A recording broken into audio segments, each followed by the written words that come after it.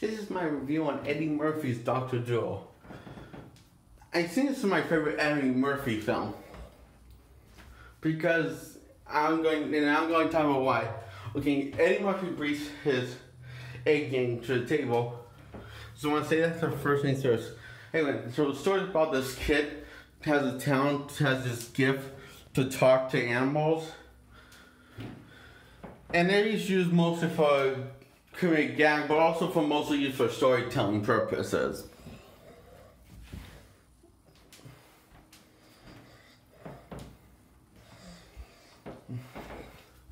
So, Eddie Murphy's kid actually was talking to his dog, and he asked, "Why do dogs sniff butts?" And the dog says this agrees to get to know the person it means. So, Eddie Murphy sniffs this guy's butt that's not and his father looks at it, and anyway, he's flash forward to him as an adult. He's kind of a jerk, but a funny jerk. Like he's become a jerk as the kind that becomes greedy and really only cares about his job, but not as much of his family as he should. Not that he doesn't, he just doesn't care about them, pay attention to them as much as he should. So, and we're going to see more of that, his character, but when he discovers he can still talk to animals, he thinks he's going crazy. So, it's pretty funny to see and use all these animals actually for his help because he's a doctor. He eventually does give in because he's actually a good person to give in to saving this right rat, but it turns out the rat just had gas and wasn't really dying, so he gets put in a mental institution by his wife because she thinks that he's crazy. Doesn't know that he's actually gifted with this ability to talk to animals. So he eventually does get released from this, decide to put off that talking to animals thing, period. But he eventually can't keep on hiding from it. Especially this is a line that seriously the president needs some help. And he operates on him and move whatever caused him in serious pain, and he can talk to a devil and he doesn't have him say it, has him to tell me where the pain's coming from. Tell me where the pain's coming from. And he moves the pain, and his wife says, "This is crazy. This is crazy." She's saying to his father, he still thinks he can talk to animals. And his father finally says, his father says he can talk to animals. It's a gift from God. I found this, I thought it was crazy when he was a kid, but then I realized that it's really God's gift from him. And it's actually pretty touching, actually, at times. Like when his father says that's a very God-given thing.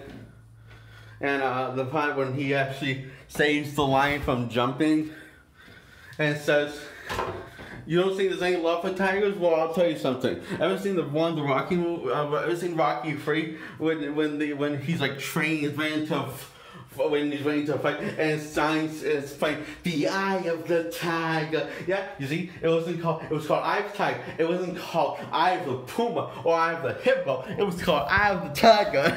See, it was the Eye of the Tiger that gave Rocky the strength to win the fight.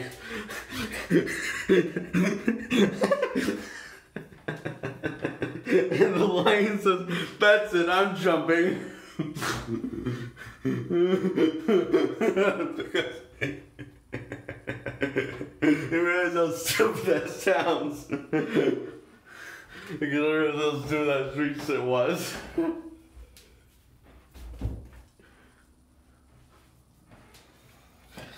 So he does save the tiger of his depression by because he doesn't know what's making him dizzy, and he's just so depressed from it. He doesn't know what's causing pain. The pain's making him depressed.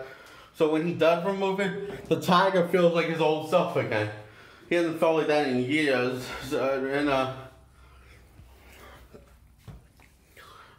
and everyone's looking at him like he's a miracle, that the Mr. Doolittle's a miracle, instead of a crazy man, because what he performed surgery on the lion is an actual miracle. And his daughter has the same gift that he does. And everyone picks on his daughter, and no one listens to her, including her dad, him, and his mom, because they think that she's like a fruitcake. Not that she actually gets it. And it says, and the grandfather, which is Mr. Doolittle's father, says it's not you that needs to change. Sometimes it's the parents that needs to change. And this inspires Mr. Doolittle to come out crying for who he really is, an animal doctor. And not being ashamed to talk to animals, is a little weird, very weird, and even finds very unusual and weird.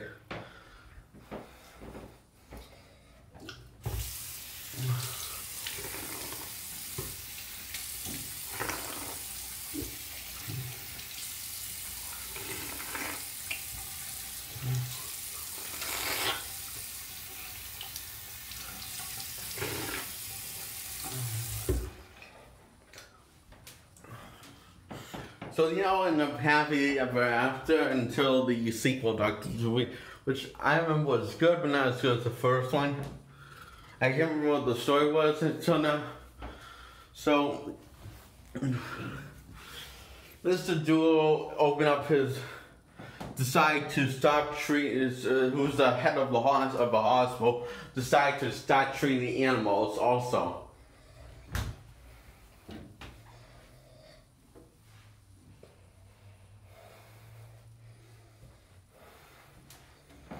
And that was my Dr. Dolittle review. And I like the part when Dr. Dolittle's daughter knows how to make this community happy by making the whole room green, and he's so thinking he's blending with his environment. When he's thinking he can change, and he's still only thinking they can change color, that he's changing colors, when she just made the whole room green. It was kind of cute, actually.